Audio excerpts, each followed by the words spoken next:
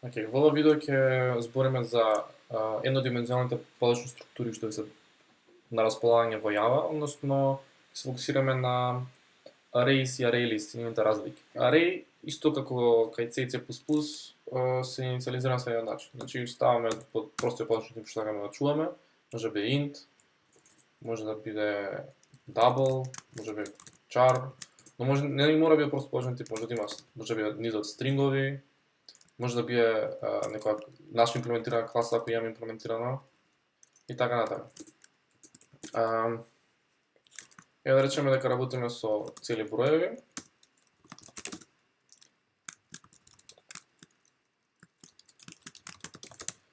И ќе го инициализираме со начин new int и големината, да речеме од 5 броја ќе бидат. Ако сакаме да инициализираме array list за цели броеви, пишуваме array list. И натре во овој diamond оператор пишуваме што сакаме, каков подрачен тип ние ќе чуваме во оваа array листа. И овдека ќе користиме, ако сакаме да чуваме прост подрачен тип, ќе користиме името на нивната репер класа. Значи за цели броеви пишуваме integer. За double пишуваме double со големо D. За char користиме character. За string и пак името на класите ќе имаме својни класи, person и student и така натаму. Бидејќи нели рекувам за цели броеви, ќе пишеме дека integer. Ја ќе пишеме array list of numbers. Еднакво на new array list. Во постари Java верзии требало дека исто се напише integer, но во поновите мислам дека од 8 нагоре нема потреба, може само вака го ставите. Океј. Ајде да ја пополниме сега, земајќи од скенер. Ќе внесеме овдека скенерот.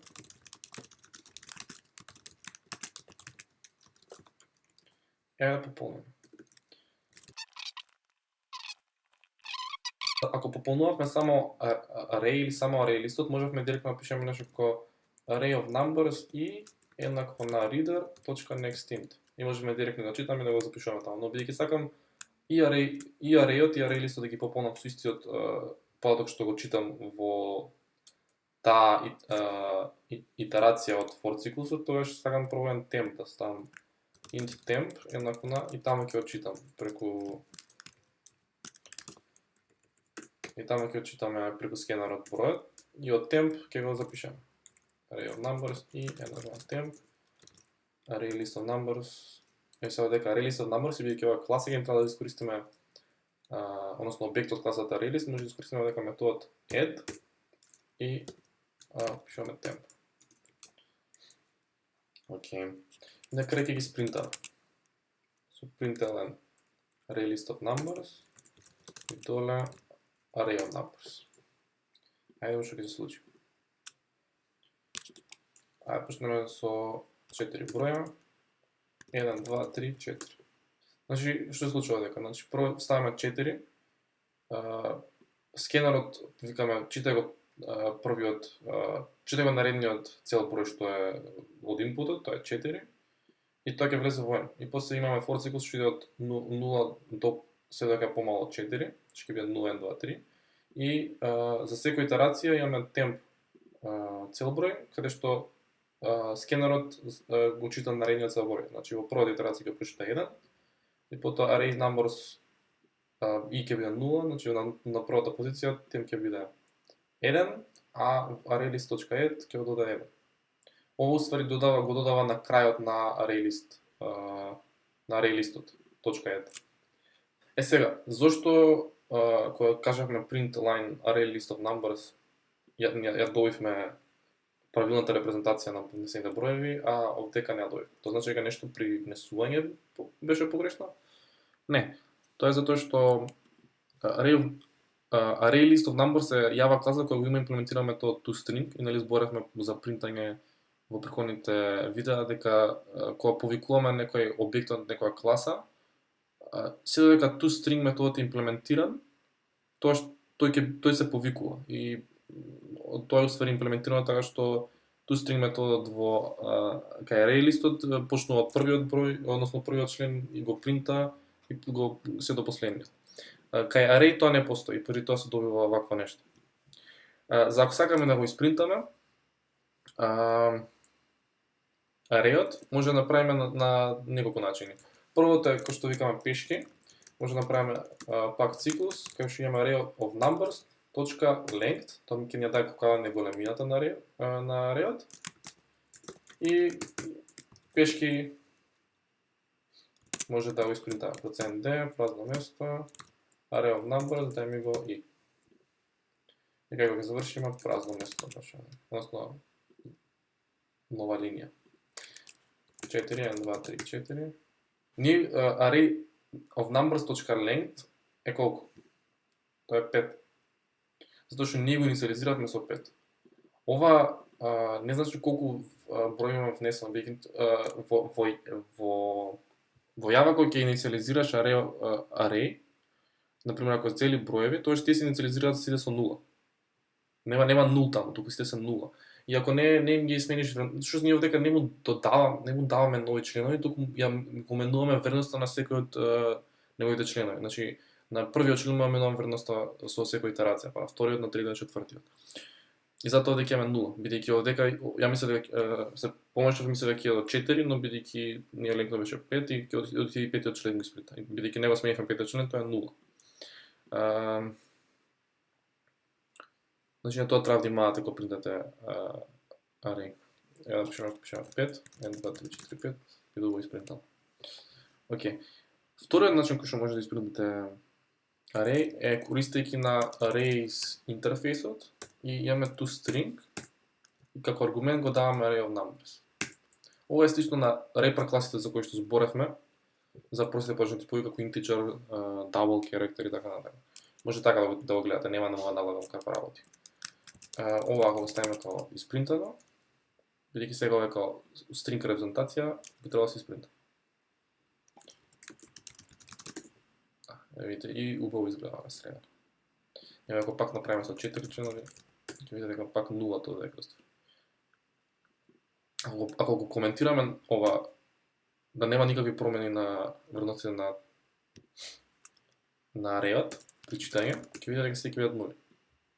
Зашто арейот се инициализира, ние го инициализираме арейот со всушност 5 нули. Ако пишеме нека друга бројка, тоа ќе има толку нули. Значи арейот увек се инициализира во Java со нули. Тоа треба пазите. А array листот кога го инициализирате, тоа е празна листа, значи нема ништо члена во неја. И кога додавате со add, тоа ќе се пополнува. Исто така затоа и може после да избришете, например, може да направите кај array list, не така, array list of numbers, може да идеме remove. И може да направиме или remove all, може тоа ќе остави празно, или може remove и да му дадеме индекс, например, сакаме да го пишеме првиот. И сега го ги спринтаме пак array list of numbers.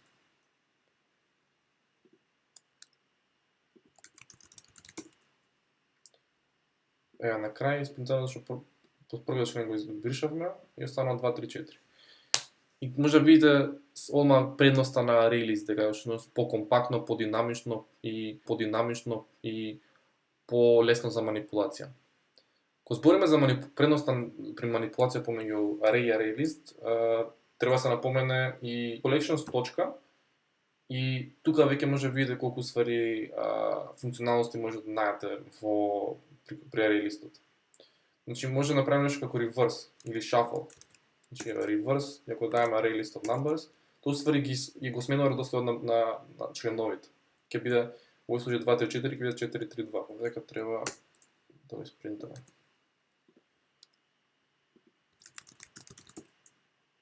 Два, 3, 4, 4, 3, 2. Па може да додаваме нели нови. Collection, не извинете, collection. Array list of numbers, add, еден ќе фали и 5. Добро, го испринтаме пак. И после, ајде да направиме collections, shuffle, да ги измешаме. И пак да испринтаме што ќе добиеме.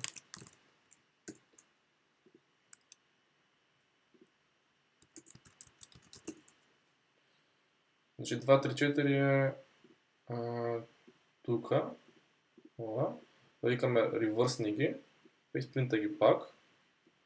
Тоа е ова, 4-3-2. И викам додаде ги 1 и 5, па испринта ги пак. Тоа е 4-3-2-1-5. И викам ај шафлни ги сега. Тоа е 4-2-3-1-5, значи сега бидејќи се малку нема голема разлика од дека, ако пуштиме пакеве, ќе биде друг редослед. Да, сега дојдовме 2-1-5-3-4. Сега пак го пуштам. Значи тој шафл е рандомизирање сфери на редоследот на членовите. 1, 2, 5, 3, 4. И сега можем да направам, додека сега се шафлнати, ајде ги сортираме, ги по редослед. Array list, онда. Спринтај пак.